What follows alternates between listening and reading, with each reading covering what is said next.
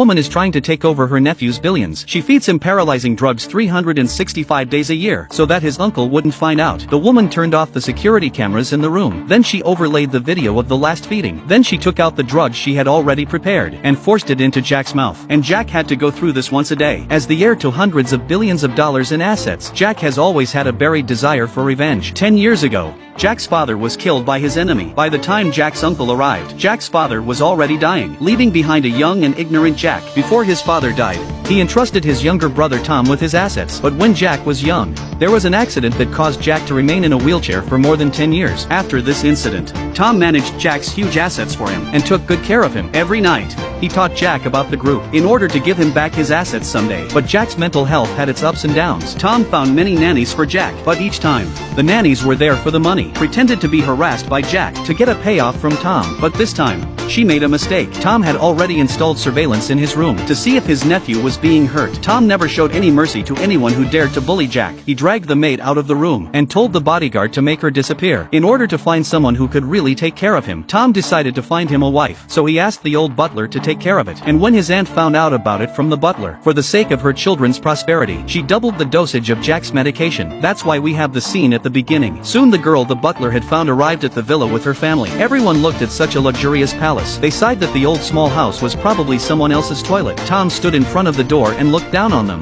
scanning the two girls in front of him. For Jack's sake, he had to get this right. The mother of the girls looked at Tom's eyes with urgency. She quickly walked over and stood in front of her daughters, because she's still being kept in the dark by her mother-in-law. The mother thought she was coming here to nurse them, but she didn't realize that the grandmother had sold the girls to Tom. At night, Anna was brought to Jack by the housekeeper. She looked at a man who couldn't even hold his head up. Anna, who had studied medicine, saw a glimmer of doubt. She thought that even if Jack was paralyzed, he wouldn't be unable to speak. Tom was also puzzled by what she said. Jack was always like this. Anna immediately went down to examine Jack. From the look in his eyes, he seems to be taking some kind of psychotropic drugs for a long time. Tom was furious and vowed to find out who dared to harm his nephew. He immediately called the doctor to arrange a blood test for Jack.